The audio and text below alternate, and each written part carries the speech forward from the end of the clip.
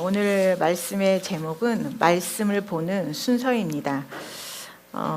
우리가 말씀을 볼 때 사실 첫 단추가 잘 채워져 있어야 되는데 첫 단추가 잘 안 채워져 있어서 말씀을 항상 이렇게 볼 때마다 항상 조금 잘못 시작을 하는 것 같아요, 우리가. 그런데 그럼 어떻게 말씀을 봐야 될까? 그 첫 번째 순서는 나의 영이 재창조되었다라는 정확한 지식과 그 자리에서 시작을 하셔야 됩니다.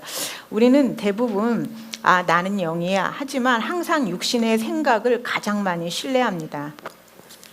근데 우리는 육신이 아닙니다. 육신의 생각은 우리가 아닌 것입니다. 그래서 제가 처음에 항상 양육을 할 때 가장 먼저 고백을 시키는 것 중에 하나는 나는 영이고 몸은 아니다, 이렇게 고백을 시킵니다. 그래서 많은 사람들이 나는 영이고 혼을 가지고 있고 몸 안에 살고 있어, 이렇게 많이 들었잖아요. 이 생각이나 이 말은 이미 고속도로가 나 있어서 그렇게까지 우리에게 큰 생각을 바꾸지는 못하는 것 같아요. 근데 나는 영이고 몸이 아니다, 이런 말을 많이 하다 보면 영과 육신이 계속 분리가 돼요.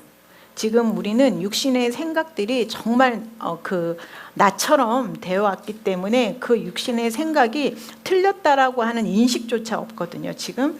그래서 가장 중요한 부분은 내가 영이고 몸이 아니다. 그래서 육신이 주는 그 생각이나 느낌이 틀릴 수 있다라는 겁니다. 그래서 첫 번째 인식은 나는 영이고 몸이 아니다. 이것을 조금 고백을 많이 하시다 보면 영과 육신이 점점점 멀어지면서 육신의 생각을 거절하기가 의외로 쉬워져요. 그래서 나는 영이고 육신이 아니다, 이런 고백을 많이 하시면 좋을 것 같고, 그래서 첫 번째 기본 지식은 나의 영은 재창조되었다는 것입니다. 원래 우리의 영이 재창조되기 전에 영은 영적으로 죽었어요. 사단의 본성인 죽음에 참여한 자입니다. 우리는 이 지식도 굉장히 없어요, 사실.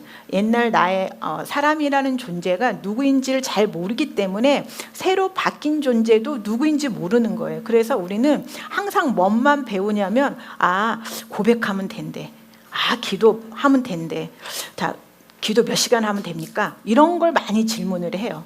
근데 이거는 우리가 모르게 내가 누구인지 모르는 상태에서 하는 말이에요. 제 이름이 채신인데 채신이 되기 위해서 몇 시간 채신이라고 말해야 됩니까? 이거죠. 이거는 뭐죠? 뭔가 되기 위해서, 얻기 위해서 하는 고백이죠. 하지만 내가 채신이기 때문에 채신이라고 말하는 것은 시간이 중요치 않죠. 왜냐하면 내가 채신이라고 아닌 사람한테 대답이 항상 나는 채신이야, 이건 죽을 때까지잖아요. 마찬가지로 우리의 고백은 우리가 영이고 하나님이 우리의 영의 정체성이 누구인지에 대한 그 말은 어떤 문제를 해결하기 위해서 하는 고백이 아니라 나에 대해서 말을 하는 거예요. 근데 우리가 지금 고백 몇 시간 해야 돼, 기도 몇 시간 해야 돼, 이렇게 물어보는 거는 무언가를 얻기 위해서, 즉 육신의 자리에서 계속 고군분투하는 자리에서 지금 무언가를 얻기 위해서 노력하고 있기 때문에 이런 질문을 많이 합니다. 우리는 내가 영이고 나의 본성이 의이고 나의 본성이 생명이기 때문에 그냥 그렇게 계속 말을 하는 거예요. 그냥 무언가를 얻기 위해서 말을 하는 게 아니라 내가 그런 존재이기 때문에. 그런데 내가 이런 존재라는 게 안 믿겨져. 이게 솔직한 대답인 거죠. 근데 우리는 계속 끊임없이 무언가를 얻기 위해서 저 알아요, 저 영인 거 알아요, 저 새로운 피조물인 거 알아요 하는데, 하는 걸 보면 항상 무언가를 얻기 위해서 고백하고 무언가를 막 방법적으로만 항상 뭔가를 하죠. 근데 그런 게 아니라 정말 내가 누구인가를 알 때 여러분의 대답은 달라지게 되고 여러분의 고백은 달라지게 되고, 그 고백은 여러분들이 무언가를 얻든 얻지 않든 그 고백은 변화시킬 수 있는 게 아니에요. 그래서 가장 중요한 거는 내가 누구인가입니다. 나는 영이고 나의 영 안에는 생명이 온 거예요. 그래서 하나님과 같은 부류의 존재가 된 거죠. 그래서 우리 영은 우리 영 안에서 변화가 일어났다는 겁니다. 즉 옛사람은 사단의 본성, 죽음에 참여한 자예요. 그래서 육신에 있는 슬픔이나 그다음에 질병, 고통, 그다음에 질투, 시기, 이런 모든 것들이 그 사람 거였어요. 근데 우리는 이제 생명을 받았기 때문에 존재가 완전히 바뀐 거죠. 그래서 시작은, 진정한 변화는 육신에서 일어난 것이 아니라 바로 영 안에서 일어난 것입니다. 다른 사람들은 여러분들이 예수님을 영접했고 그다음에 주님이라고 고백한다 할지라도 여러분의 변화된 걸 몰라요. 왜냐하면 다 육신으로 보기 때문에. 하지만 우리는 알고 있어요. 우리의 영이 바뀌었다라는 걸. 그래서 진정한 변화는 우리의 영 안에서 일어난다는 겁니다. 그리고 우리 영 안에 하나님의 생명, 하나님의 본성, 즉 바로 신성하게 태어났다는 것입니다. 그래서 여기서부터 스타트를 해주셔야 돼요. 말씀을 보는 순서는 무언가를 얻기 위해서 말씀을 보는 게 아니라 바로 내가 하나님의 생명과 본성으로 태어났기 때문에 하나님이 나한테 무슨 유산을 주었을까? 하나님이 나한테 어떻게 살기를 바라셨을까? 이런 모드로 봐야 되는데 모두 다 가난한 마인드와 부족한 마인드로 어떻게 해야 얻을까? 이런 마인드로 보기 때문에 새로운 피조물의 계시가 계속해서 어긋나는 거예요, 지금. 그래서 가장 첫 번째는 진정한 변화는 영 안에서 일어났다라는 겁니다. 그래서 하나님의 생명과 본성으로 우리의 영은 신성하게 태어났습니다. 그래서 옛날 본성은 죽음이었다는 거죠. 그래서 아픔, 질병, 실패, 우울, 좌절, 결핍, 괴로움, 비참함, 억압, 거절감, 수치심, 죄, 이런 것들이 죽음이 낳은 것들이에요. 그다음에 그래서 그것보다 우월한 생명이 바로 우리 영 안에 있다는 겁니다. 그래서 우리는 하나님의 하나님의 영광, 평안을 가진 존재라는 거죠. 그래서 옛날에는 죽었어요. 하나님은 옛사람은 죽은 존재라고 보시지 살아있는 존재로 보지 않으십니다. 즉 우리는 꽃병에 꽃이 꽂아 있어요. 우리는 그 꽃을 살아있는 꽃으로 보지 않는 것처럼 바로 옛사람, 영적으로 죽어있는 사람은 바로 하나님이라는 근원지에서 꺾인 사람들이에요. 그래서 하나님으로부터 공급받을 수 없는 사람들이죠. 우리는 그래서 그 사람들은 지금 비록 살아있는 것처럼 보이지만 그 사람들은 죽었다. 그런데 지금 우리는 바로 그분 안에서 살아있는 자가 된 것입니다. 그래서 우리 영 안에 생명이 와 있는 거예요. 그래서 우리는 신성한 존재이고 하나님과 같은 부류의 존재이며 초자연적 존재예요. 우리의 영이에요. 우리의 영의 정체성이에요. 우리의 영은 하나님의 의예요. 그다음에 우리의 영의 정체성은 믿음이고 우리 영의 정체성은 기쁨입니다. 이게 안 믿겨진다고 해서 아닌 게 아니에요. 우리는 느낌으로 믿지 않아요. 말씀으로 믿는 거지. 그래서 말씀에서 우리의 영이 의라고 했고 우리가 영이라고 했기 때문에 우리는 영적인 존재인 것입니다. 자, 두 번째, 우린 영적인 존재인데 영적인 존재가 됐다는 말은 반대로 육신의 지배에서 벗어났다는 걸 의미해요. 제가 이렇게 복음을 계속해서 이렇게 보면서 제가 처음 새로운 피조물의 계시를 알았을 때는 아플 수 없대, 그다음에 뭐 부자가 될 수 있대, 막 이런 걸로만 많이 왔는데 제가 진짜 진정한 복음은 가면 갈수록 느끼는 건 육신의 지배에서 벗어났다는 것이 정말 최고의 복음인 것 같아요. 육신의 지배에서 벗어났다. 우리가 육신이 아니다라는 거죠. 그래서 육신이 하는 생각들을 거절할 수 있다. 그리고 바로 우리는 영이기 때문에 우리의 영이 말을 하면 육신은 말을 들어야 한다는 것입니다. 그래서 우리는 영인데 바로 우리가 왕이 된 건 영이죠. 육신이 왕이 된 게 아니에요. 그래서 영이 말을 하면 육신은 말을 들어야 한다는 것입니다.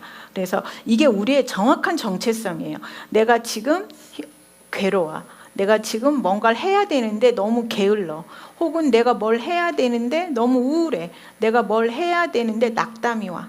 이럴 때 우리의 영은 육신에게 명령할 수 있다는 것입니다. 낙담아, 떠나가. 예수 이름으로 절망아, 떠나가. 이렇게 말을 할 수 있다는 것입니다. 그래서 육신은 반드시 우리 말에 복종을 해야 되는 것입니다.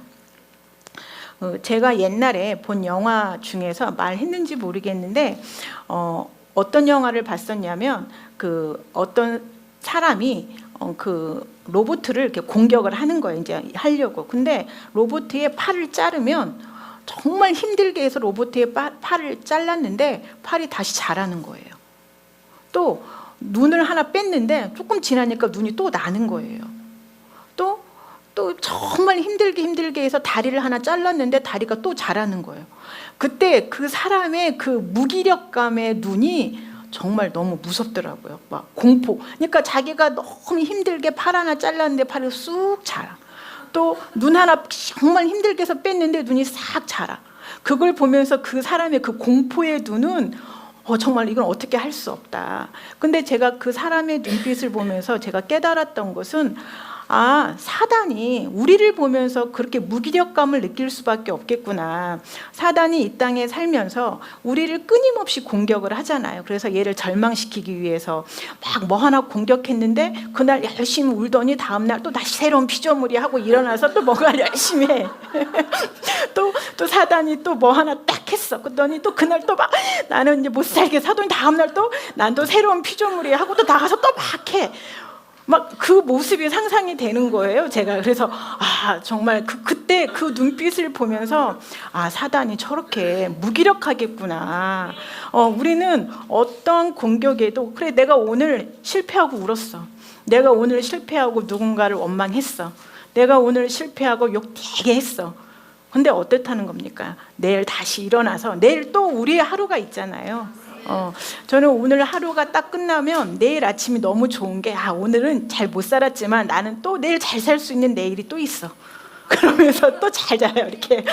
그래서 우리에게는 항상 다시 잘 살 수 있는 내일이 있다라는 거죠. 그래서 바로 사단이 우리를 보면서 무기력해진 이유는 우리가 지금 다리 하나 잘렸다고 해서 팔 하나 잘렸다고 해서 포기할 수 없는 존재라는 걸 우리 스스로가 알고 있기 때문에 다시 또 일어난다는 거죠. 그래서 그때 그걸 보면서 새로운 피조물은 절대 절망할 수 없는 존재구나. 그때 제가 계시를 받고 그때 사단의 눈을 보면 그 사람의 눈을 보면서 그 사단이 얼마나 공포에 떨고 있는지 그때 제가 봤습니다.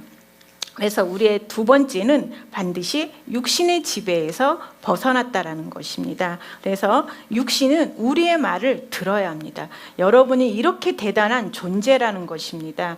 그래서 갈라디아서 5장 24절 보면 그리스도 예수의 사람들은 육체와 함께 그 정욕과 탐심을 십자가에 못 박았느니라.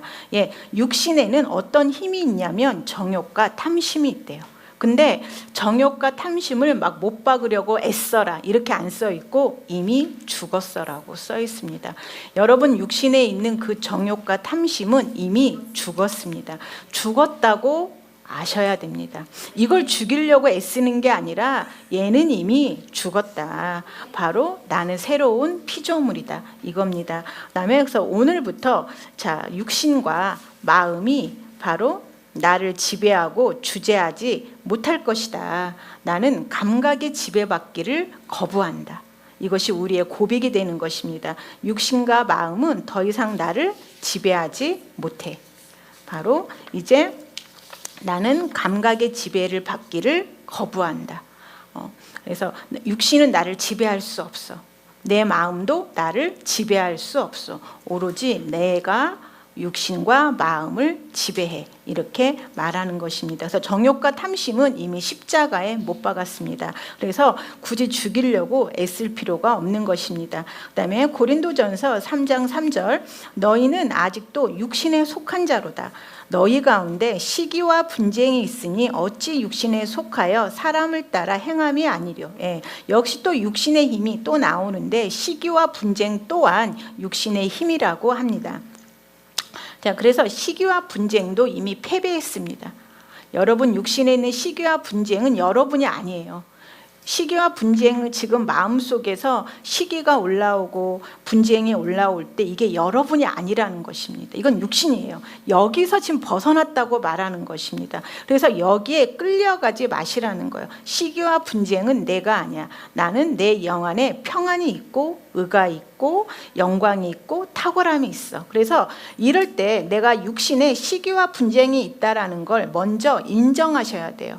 그래야만 쫓아낼 수 있습니다. 시기와 분쟁이 나라고 생각하고 그걸 숨기려고 하지 마시고, 시기와 분쟁, 정욕, 탐심은 내가 아닌 것입니다. 이게 적군이 우리 마음으로 들어온 거예요. 그래서 나는 영이다. 나의 영은 의이고 내 영 안에는 평안이 있고 내 영 안에는 기쁨이 있어. 그래서 영에 집중하시면서 이 시기와 분쟁과 정욕과 탐심을 몰아내는 것입니다. 이럴 때 우리가 실수하는 게 뭐냐면, 내 육신에 시기와 분쟁, 정욕, 탐심이 있을 때 여기에 몰입되는 경우가 있어요. 그리고 이걸 해석을 해요. 어떻게 할까? 근데 그렇게 하지 마시고, 내 육신에 시기와 분쟁이 있고 정욕과 탐심이 있을 때는 이것은 내 것이 아닌데 내 마음에 들어왔기 때문에 얘를 몰아내야겠다 해서 말씀으로 가시는 거예요. 나의 정체성으로 가시는 거예요. 나의 영은 하나님의 의이고 나의 영은 승리이고 나의 영은 성공이고, 나의 영에 대해서 계속 말하시는 거예요. 그래서 언제까지? 내 영이 내 몸을, 내 마음을 장악할 때까지요. 즉 평강이 몸에까지 올 때까지 계속 말씀을 보고 고백하고 기도를 하게 되면 정말 육신에서 평강이 흐르게 돼요. 그러면 문제가 해결되어 있는 걸 보는 것입니다. 이거는 개념이 아니에요. 많은 분들이 개념이라고 생각을 하거든요. 이건 실제입니다. 실제로 여러분들이 이 전투를 해보신 분들은 다 아세요. 이게 실제라는 걸. 내가 지금 육신에 불안이 없을 수 없어요. 이 땅에 사는 나는 육신에 불안도 있고 두려움도 있고, 근데 불안과 두려움은 내가 아니야. 나는 영이야. 그래서 영에서 계속 기도를 하시는 거예요. 그러면 영 안에 있는 평안이 계속해서 혼과 몸을 장악하게 되면 실제로 느낌적으로도 평강이 오는 그 시점이 바로 기도응답의 시기입니다. 그래서 시기와 분쟁도 여러분이 아니라고 분명히 말하고 있습니다. 그래서 우리의 싸움은 고린도후서 10장 3절 5절에서 보면, 우리가 감각의 영역에서 행하나, 그렇죠. 우리가 이 땅에 사는 한은 감각의 영역에서 행할 수밖에 없습니다.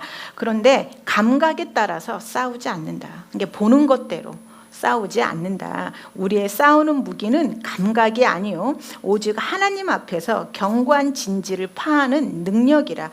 감각의 추론과 하나님의 말씀에 반하여 스스로 격상시킨 높은 것들을 파하고 모든 생각을 사로잡아 그리스도께 복종케 하니. 우리의 싸움은 모든 생각을 사로잡아서 복종하게 하는 것입니다. 모든 생각, 즉 하나님의 생각과 맞지 않는 생각을 사로잡아서 복종케 하는 것이 우리의 믿음의 싸움인 것입니다. 그래서 첫 번째, 나의 영은 재창조되었다는 거, 나의 영은 신성한 존재라는 거, 나의 영에 하나님의 생명과 본성이 들어왔다라는 거. 하나님의 생명 안에 바로 하나님의 모든 본성의 특징들이 들어와 있어요. 하나님의 은혜가 들어와 있고, 하나님의 지혜가 들어와 있고, 하나님의 능력이 들어와 있고, 하나님의 건강이 들어와 있고, 하나님의 치유가 들어와 있습니다. 이게 우리의 본성입니다. 그래서 우리의 영은 신성한 존재입니다. 그런데 이 땅에서의 삶은 우리의 영이 얼마만큼 혼과 몸을 장악하느냐에 따라서 삶의 수준이 달라지게 되는 것입니다. 그래서 영이 얼마만큼 장악하느냐입니다. 그래서 영이 얼마만큼 장악하느냐는 바로 영이 말씀을 얼마만큼 인식하느냐에 따라서 달라지게 됩니다. 그래서 우리가 두 가지를 완전히 인지했다면, 나의 영이 새로운 피조물이고 나의 영은 육신의 지배에서 벗어났고 육신의 위치는 내 종이라는 거, 이걸 정확하게 알고 있다면, 세 번째, 내 안에 계신 하나님을 의식하는 것입니다. 내 안에 계신 하나님을 의식하라. 세 번째, 성령님이 바로 우리 안에 있는 것입니다. 그래서 하나님이 실제로 우리 몸 안에 거주하고 계십니다. 실제입니다. 개념이 아니라 정말 여러분 안에 성령님이 와 계십니다. 이것은 교리가 아닙니다. 우리는 항상 교리라고 생각을 합니다. 성령님 방언을 하는 교회야, 이게 아니라 정말 실제로 성령님이 우리 안에 거하십니다. 그래서 우리가 정말로 성령님이 실제로 우리 안에 거하신다면 얼마나 기뻐하겠습니까? 근데 우리는 이 사실이 우리를 기쁘게 하지 않는 이유는 우리가 믿지 않기 때문입니다. 실제로. 그래서 성령님이 우리 안에 있다라는 것입니다. 그래서 골로새서 1장 29절, 이를 위하여 나도 내 속에서 능력으로 역사하신 이의 역사를 따라 힘을 다하여 수고하노라.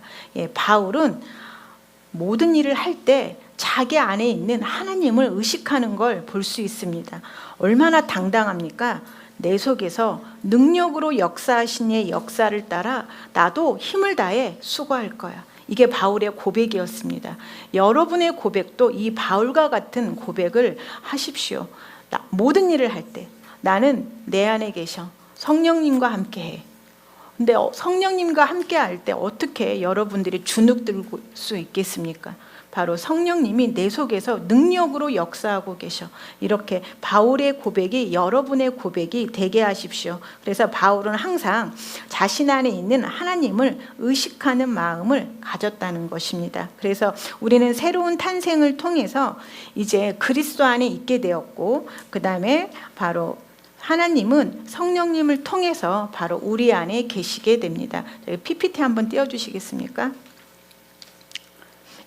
자, 그런즉 누구든지 그리스도 안에 있으면 새로운 피조물이라. 이전 것은 지나갔으니 보라 새 것이 되었도다. 안에 있다고 분명히 말하고 있습니다. 여러분은 지금 그리스도 안에 있습니다. 자, 그 다음 PPT 띄워주시겠습니까? 자, 같이 한번 읽어보겠습니다.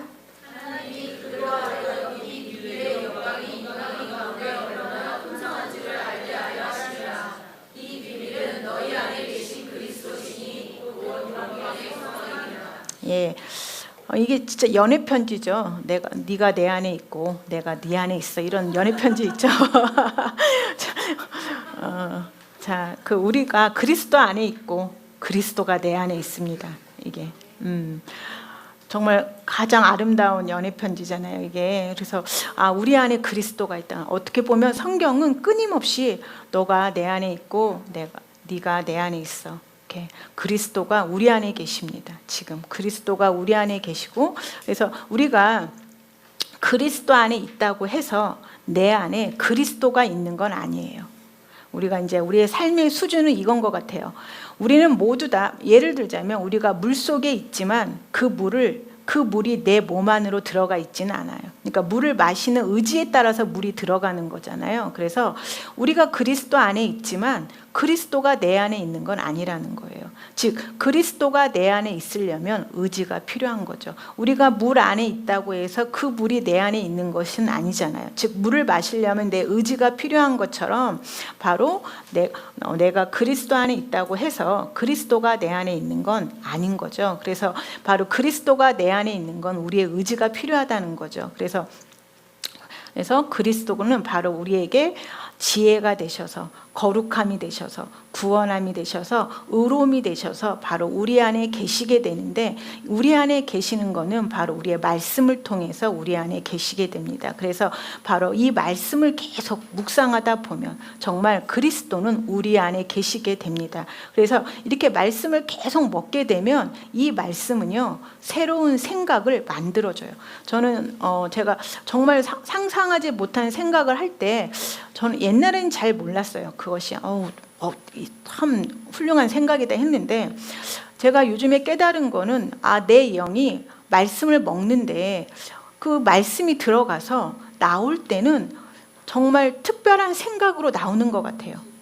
그러니까 지혜로운 생각으로 나온다는 거죠. 그냥 말씀을 그냥 계속 그리스도가 나의 지혜이고 그리스도는 나의 거룩함이고 그리스도는 나의 구원함이고 그리스도는 나의 속량이시고 이런 말씀들을 계속 고백하고 말하고 생각을 했는데, 이게 나올 때는 이 땅에서 살 수 있게끔 지혜로 나오더라고요. 그래서 이때는 이렇게 해야 돼, 이런 것들이 그냥 알아지게 되는 것 같아요.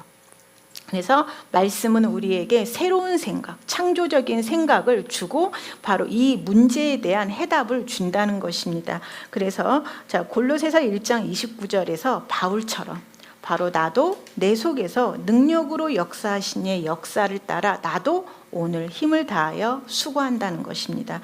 자, 두 번째, 요한복음 16장 13절, 성령님, 바로 실제의 성령님이 우리 안에 계세요. 그래서 하나님께서 우리에게 축복을 밝혀주시며 축복 가운데 걷는 법을 가르쳐 주시죠. 이 성령님이. 왜냐하면 하나님이 우리에게 주신 거는 영이라는 선물로 왔어요.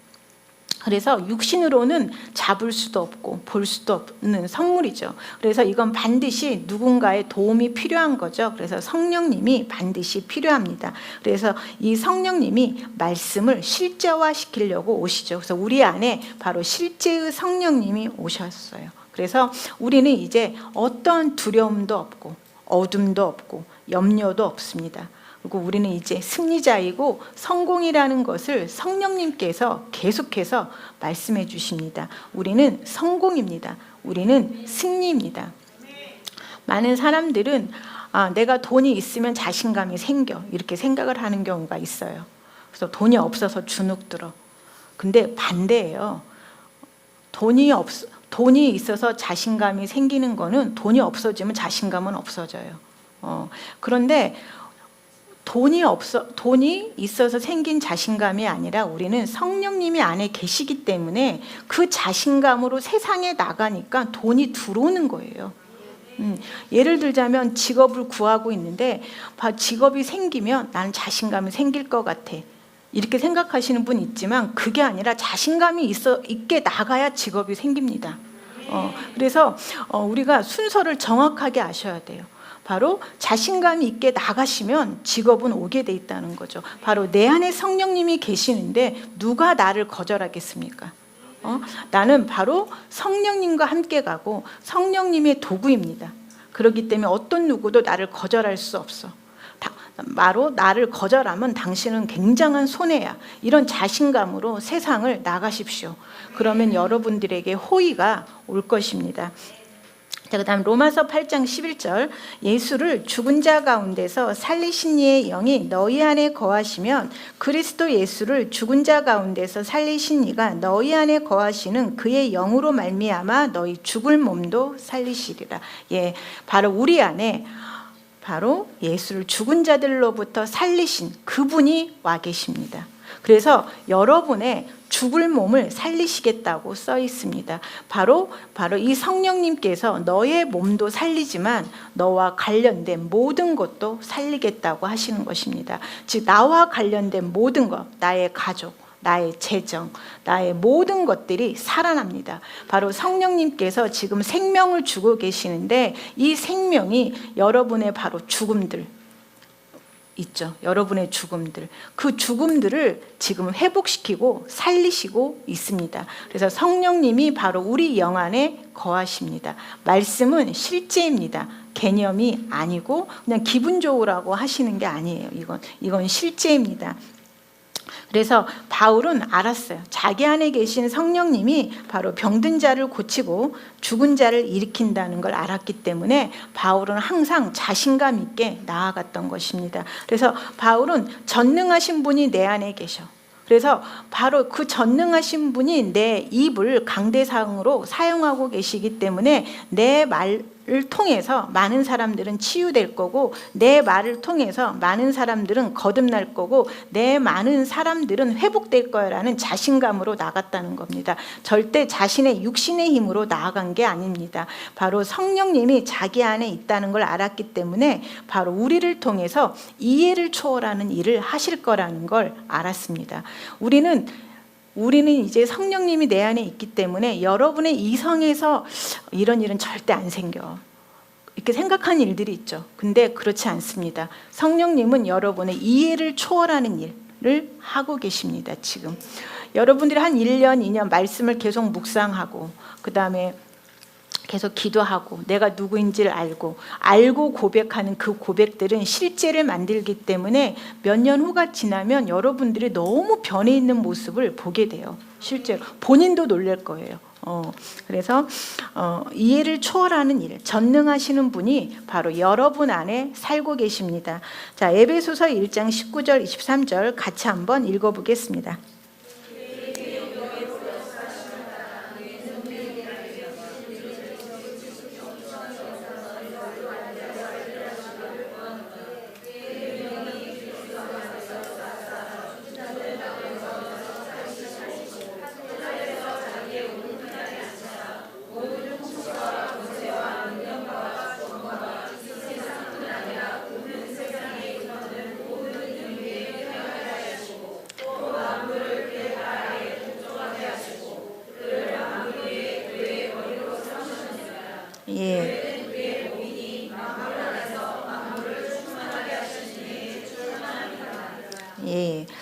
우리 안에 바로 이런 능력이 있습니다. 이 말씀에는 정말 하나님의 전능하심, 하나님의 완전한 위대하심을 볼 수가 있습니다. 근데 이 능력이 바로 너희 안에 있다라고 말하고 있습니다. 이 능력이 바로 뭐냐면 그리스도를 죽은 자 가운데서 살리신 능력입니다. 자, 그리스도를 죽은 자 가운데서 살리셨고 또 그분의 우편에 앉히셨고 그때 쏟아부었던 그 능력이 지금 여러분 안에 있습니다.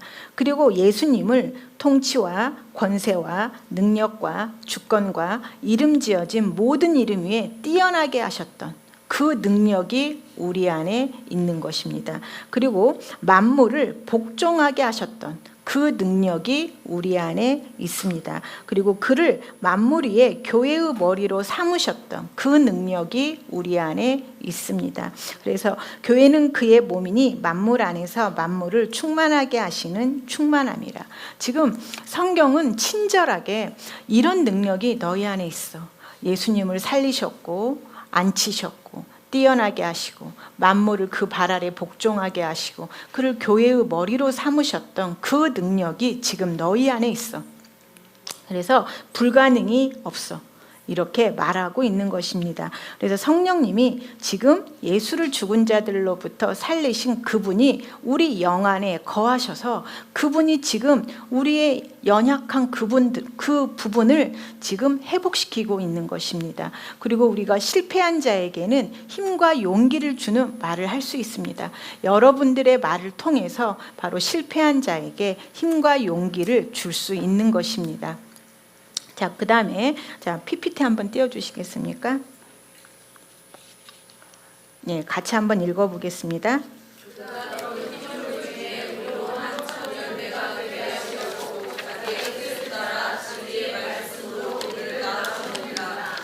예, 이걸 보면 그 진리의 말씀으로 우리를 낳으셨다. 하나님의 말의 능력을 볼 수 있습니다. 하나님의 말씀은 우리를 낳으셨습니다. 즉 하나님이 말을 할 때 재창조되었다는 것입니다. 즉 그런 성령님이 우리 안에 있는 것입니다. 즉 하나님은 말씀으로 우리를 낳으셨습니다.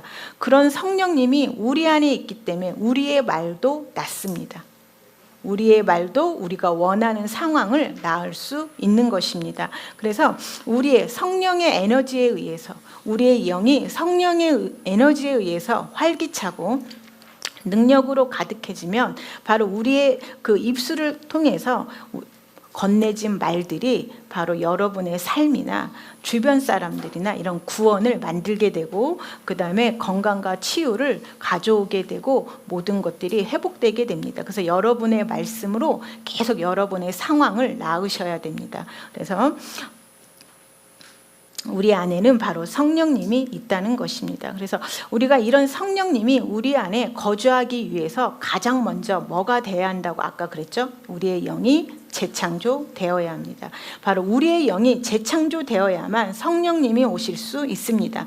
성령님이 내 안에 있다라는 것은 우리의 영이 재창조되었다는 것을 말하는 것입니다. 그래서 우리가 흑암의 권세에서 건져내져 그의 사랑의 아들의 나라로 옮겨졌다.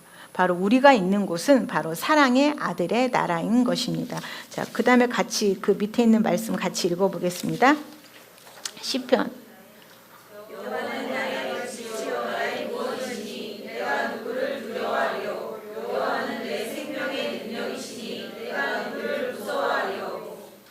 예, 여호와는 우리의 빛입니다. 예, 여호와는 우리의 빛입니다. 여호와는 조명이십니다. 즉 여러분 가로등들이 있는데 가로등을 잘 세워놨어요. 아파트 주변에다가. 근데 아직 불이 안 켜졌어요. 그러면 가로등은 자기 역할을 못하죠. 어둡잖아요. 그런 것처럼 우리의 영을 재창조되었다 할지라도 성령님이 없다면 불 꺼진 가로등하고 똑같은 것입니다. 그 가로등이 있어야만 불이 켜지는 것처럼 또한 가로등만 있어도 안 되고 성령님이 있어야 되는 것입니다. 그래서 우리 영 안에 성령님은 바로 빛이십니다. 그래서 이 성령님이 바로 우리 영의 본성과 우리의 마음을 밝히십니다. 지금 조명이 되셔서. 그래서 여호와는 빛이십니다. 여러분 영 안에 지금 성령님께서 빛이 되셔서 밝게 빛나고 있어서 여러분의 생각과 여러분의 몸을 비추십니다. 그래서 뭐가 문제인지 어떻게 하면 될 건지를 지금 알려주고 계시는 것입니다. 자, 그 다음에 여호와는 우리의 구원이시니 내가 누구를 두려워하리요.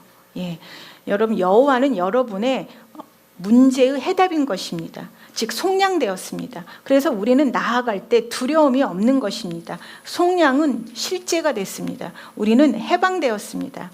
자, 그 다음에 여호와는 내 생명의 능력이시니 우리가 누구를 무서워하리요. 예, 우리의 속사람이 성령의 능력으로 하나님의 힘으로 강해졌습니다. 그래서 우리는 무섭지 않습니다. 여러분들이 아침에 출근할 때 혹은 무언가를 하러 갈 때 바로 이렇게 말하십시오. 내 안에 성령님이 있기 때문에 나는 두려움이 없어. 나는 무서워할 게 없어. 내 안에 성령님이 계셔. 나와 함께 하셔. 자, 그래서 우리의 영은 하나님의 힘으로 강하게 되었습니다. 그다음에 요한일서 4장 4절 자녀들아 너희는 하나님께 속하였고 또 그들을 이기었나니 이는 너희 안에 계신 이가 세상에 있는 자보다 크심이라. 예, 우리 안에 계신 이가 세상에 있는 실패나 가난이나 미움이나 이기심보다 더 강력합니다. 여러분이 바로 이 미움이나 이기심보다 더 강력한 분을 모시고 계시고 있는 것입니다. 예, 그래서 자, 에베소서 3장 16절과 19절은 어떻게 보면 우리가 평생 해야 될 기도입니다. 자, 여기 같이 한번 읽어보겠습니다.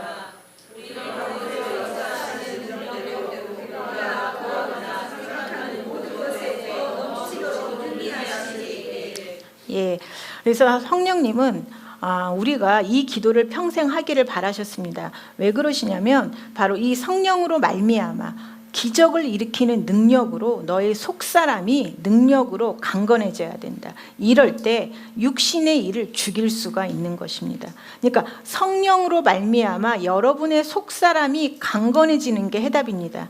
그렇게 되면 자연스럽게 육신의 일을 죽입니다.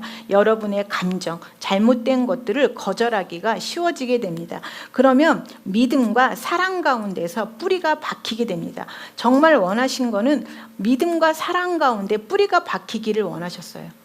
그러니까 우리가 믿음과 사랑 가운데 뿌리가 박히면 상황 가운데 흔들림이 없습니다. 그래서 믿음과 사랑 가운데 뿌리가 박히고 능히 모든 성도와 함께 지식에 넘치는 그리스도의 사랑을 알고 그 사랑을 깨달아서 하나님의 모든 충만하신 것으로 충만하게 되기를 기도한다.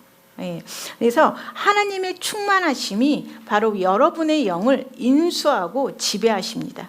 이거는 여러분의 속사람이 강건해지면 하나님의 충만하심, 그 충만하심이 뭘까요? 하나님의 사랑의 충만함, 하나님의 은혜의 충만함, 하나님의 지혜의 충만함, 하나님의 능력의 충만함. 이 충만함이 여러분의 영을 인수하고 지배하게 돼서 이 영 안에 있는 이 능력이 바로 발전소에 있는 물처럼 막 흘러가서 여러분의 혼과 몸에 있는 삶에 있는 연약함과 실패를 다 밀어버리는 것입니다.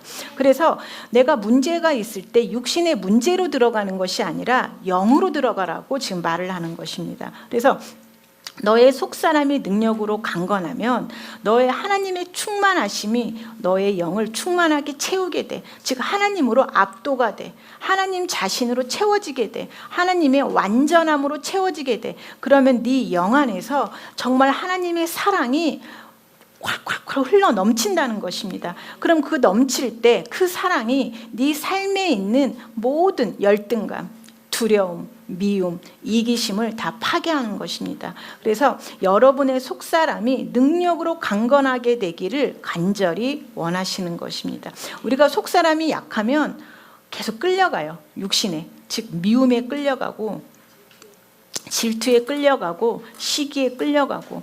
질투가 얼마나 무서우면 사촌이 땅 사면 배 아프겠습니까? 이게 실제인 거예요.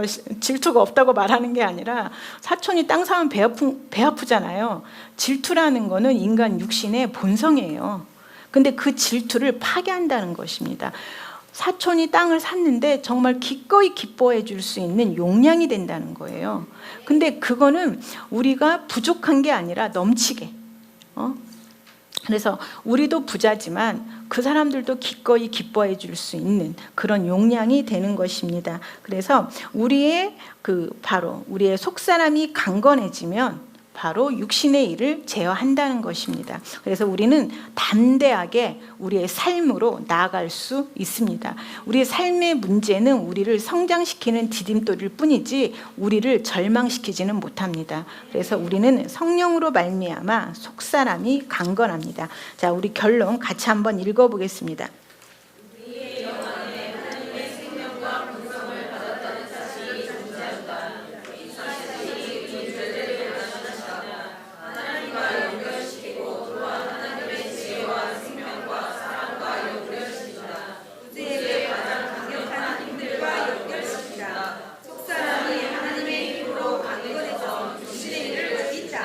예, 자, 결론. 이거는 어떻게 보면 성경 전체적인 결론입니다. 성경에서 말하고자 하는 것은 바로 너희 영은 재창조되었고 너의 영은 하나님의 생명과 본성을 받았다. 너의 존재는 바뀌었어. 옛날 그 사람이 아니야. 근데 이제 존재가 바뀌었는데 이제 그 존재는 하나님과 연결되어 있어. 그래서 하나님으로부터 우주의 가장 강력한 힘들과 연결되어 있어. 그래서 하나님의 지혜와 하나님의 생명과 하나님의 사랑과 연결시켜진다. 그 힘으로 너의 속사람은 지금 강건하다. 그래서 너는 육신의 일을 죽일 수 있다라는 것입니다. 마지막 PPT 한번 띄워주시겠습니까? 네, 더 넘겨서, 예, 자, 같이 한번 읽어보겠습니다.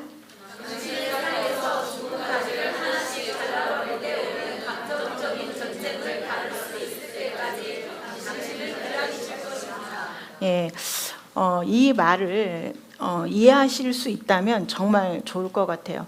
우리가 많은 사람들이 방언기도 많이 하고 기도 많이 하면 정말 그 종 막 올 거라고 생각을 많이 합니다. 근데 우리가 기도를 하고 말씀을 많이 묵상을 하면요, 밖에서 오는 것이 아니라 안에서부터 변화가 옵니다. 안에서부터 변화가 오는데 그 안에서부터의 변화를 감지하셔야 됩니다. 그러니까 내가 예를 들자면 내가 돈에 대해서 막 기도를 했어. 기도를 막 했는데 내가 오늘 하루 이틀 3일 했는데 돈이 안 왔어. 왜냐하면 밖에만 보고 있기 때문에 이럴 경우 어떻게 될까요? 낙담이 옵니다. 내가 어제 기도 몇 시간 했는데 왜 안 오지? 낙담도 오고 의심도 옵니다. 이제. 그러니까 지금 속사람이 강건해져 가고 있는데 지금 외부로부터 잘못된 힘을 계속 받아들이는 거예요. 의심도 들어오고 정말 될까? 이거 안 되는 거 아니야? 막 이거 뭐야? 이제 생각이 우리의 마음을 장악을 하게 됩니다. 왜냐하면 밖을 보고 있기 때문에. 그런데 성령님은 그게 아니라 우리의 영 안에서 변화가 일어나는 걸 알기를 정말 원하시는 것입니다. 즉 여러분들이 예를 들자면 앞에가 홍해가 있고 뒤에가 지금 애굽의 병사들이 막 달려오고 있습니다. 어떨까? 이게 진짜 내 상황에서 이런 일이 벌어지면 굉장히 두려운 상황이죠. 압박감이 밀려오고 두렵고 이럴 때 하나님께서 발을 디디라고 하십니다. 홍해에다가. 그러면 이때 가장 뭐가 문제가 될까요? 얼마나 두렵겠습니까? 내가 발 디뎠는데 안 갈라지면 어떡해? 이게 실질적인 여러분들 상황에서 이게 실질적인 문제입니다. 내가 발을 디뎠어. 한번 디뎌볼까 했는데 물이 막 갑자기 막 자기를 넘쳐. 이런 상황이 오잖아요.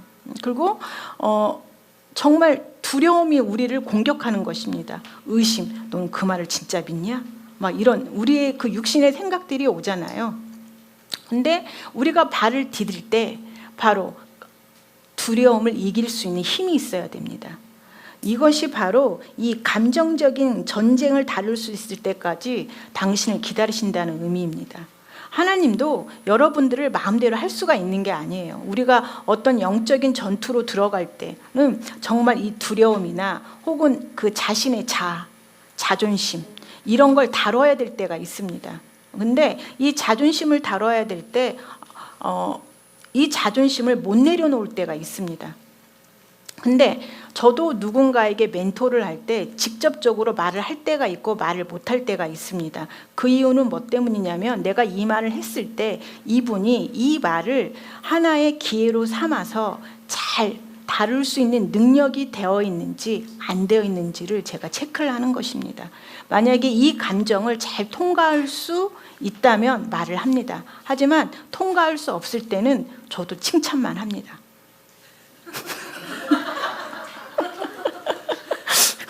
이게 굉장히 중요합니다. 그러니까 이게 정말 이분이 내가 어떤 말을 했을 때 잘 받아들일 수 있는지, 그리고 그 정도 그릇이 됐는지, 그리고 이때 감정적인 고통을 견딜 수 있을 만큼 말씀을 볼 수 있는 능력이 있는지 이걸 체크를 합니다. 그리고 났을 때 말씀을 전하면 이 부분을 다뤄야 될 거예요. 이렇게 말을 하면 그분이 받아들입니다. 실제로. 정보로 받아들이게 되고 우리는 이 땅에 사는 한은 항상 영적으로 성장해야 됩니다. 완벽하지 않아요, 우리. 저도 완벽하지 않고 누구나 완벽하지 않기 때문에 누군가에게 어떤 조언을 들을 때 다 기분 나쁩니다. 근데 그 조언들이 나를 발전시킨다고 생각을 하셔야 됩니다. 근데 그 감정을 통과할 수 있어야 됩니다. 이것 때문에 사실은 우리가 많은 분들이 솔직한 이야기를 못하고 칭찬만 하는 이유는 우리가 감정적인 영역을 다룰 수 없다라고 판단을 하면 그렇습니다. 아니면 또 계속 잘 가다가도 정말 큰 문제들이 있습니다. 이 문제를 다룰 수 있을까? 왜냐하면 이걸 할 수 있을까? 이걸 생각할 때도 잘 가다가도 잠깐 멈출 때가 있습니다. 이건 성령님도 마찬가지입니다. 그래서 이거는 우리가 육신적으로 세상에 있을 때 뭐 착하게 살고 이런 문제가 아니라 여러분의 두려움 혹은 여러분의 잘못된 생각들 때문에 하나님으로부터 오는 축복들을 막고 있을 때 바로 그 생각을 조금만 거절하세요라고 말할 때 그때 바로 감정적인 전쟁이 반드시 치러진다는 것입니다. 그래서 성령님도 이 감정적인 전쟁을 이 사람이 다룰 수 있을 때까지는 기다리신다는 것입니다. 우리가 옛날에 사모님이 이런 말씀하신 적 있었어요.